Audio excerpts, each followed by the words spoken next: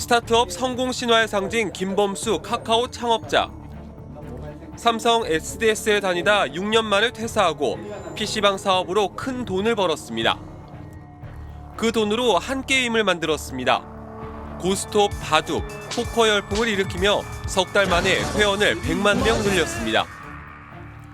2000년에는 서울대 동기이자 삼성 입사 동기인 이혜진 네이버 창업자와 손을 잡고 NHN을 세웠습니다.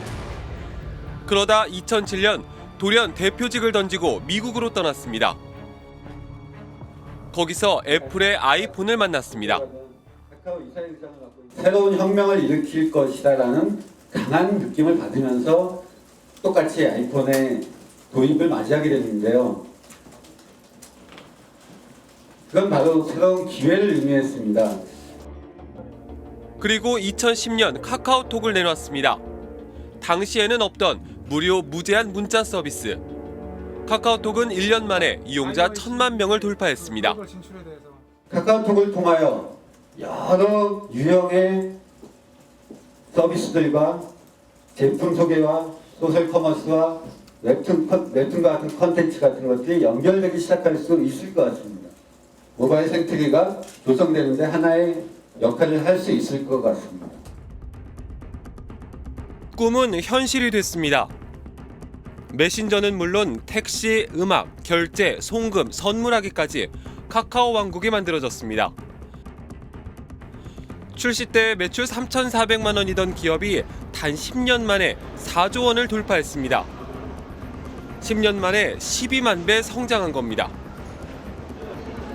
카카오는 전방위로 진출했습니다.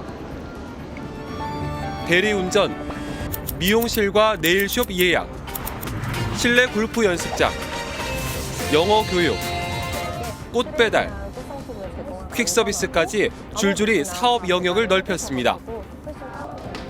소상공인들이 들고 일어섰습니다. 깡피겨! 카카오는 물러나라! 물러나라! 물러나라! 물러나라! 카카오의 공용 체인점이 대신에 있게 될 것입니다. 여론이 악화되자 국회도 김범수 창업자를 불렀습니다.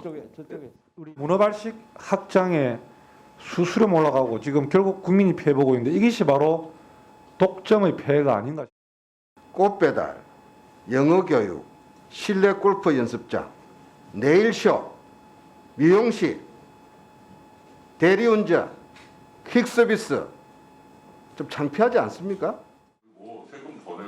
김범수 창업자는 골목 상권을 침해하지 않겠다고 했습니다. 골목 사건은 저희는 절대로 침해한 사업엔 진출하지 않을 거고요. 만약에 그 부분이 좀 관여돼 있다면 반드시 철수를 하겠습니다. 카카오는 계열사 30에서 40개를 정리하겠다고 약속했습니다. 약속은 지켰을까요? 약속 첫 해인 2022년 줄어들었습니다. 하지만 올해 오히려 더 늘어났습니다. 지난달 기준 143개입니다. 대기업 집단 가운데 SK그룹에 이어 계열사가 두 번째로 많습니다. 삼성보다도 많고 네이버보다 3배 가까이 많습니다. 네이버도 골목 상권 침해 논란을 일으킨 적이 있습니다. 내가 만든 콘텐츠로 네이버만 배불린다! 배불린다! 네이버는 부동산 서비스를 비롯해 맛집 예약, 여행 정보 소개 등 7개 서비스를 중단했습니다. 그리고 해외로 눈을 돌렸습니다. 메신저로 일본을, 웹툰으로 미국을 점령했습니다. 네이버와 카카오의 국내외 매출 비중은 어떨까요? 네이버의 해외 매출 비중은 40%입니다. 반면 카카오는 20%입니다. 카카오의 경우 여전히 국내 의존도가 높은 겁니다. 카카오가 아무리 규모가 있다고 그러지만 역사적으로 볼 때는 후발주자예요. 네이버는 이제 정리가 많이 된 겁니다. 나름 지배구조도 그렇고 러닝도 많이 했고 정리가 되었고, 카카오는 논란이 될 수밖에 없는 확장 구조를 가지고 있었고 역사도 일천하다 보니까, 그리고 많은 확장을 하다 보니까 거기서 사고가 많이 난 거죠. 한국의 실리콘밸리로 불리는 판교밸리. 제2의 김범수를 꿈꾸는 이들에게 카카오는 어떤 모습일까요? 문어발 사업을 너무 많이 하고 있고 사업 인수도 너무 적극적으로 하다 보니까 그게 조금 위협적인 이미지도 있지 않나. 아이디어를 뺏어온다거나 바로바로 카피해서 나오는 그런 부분들이 있어서 이전에 새로운 도전이나 이런 거에 대한 부분이 이전에 되게 강했는데 지금은 많이 떨어진 것 같아요. 그런 기대감이. 좀 바쁘게 달려왔는데요.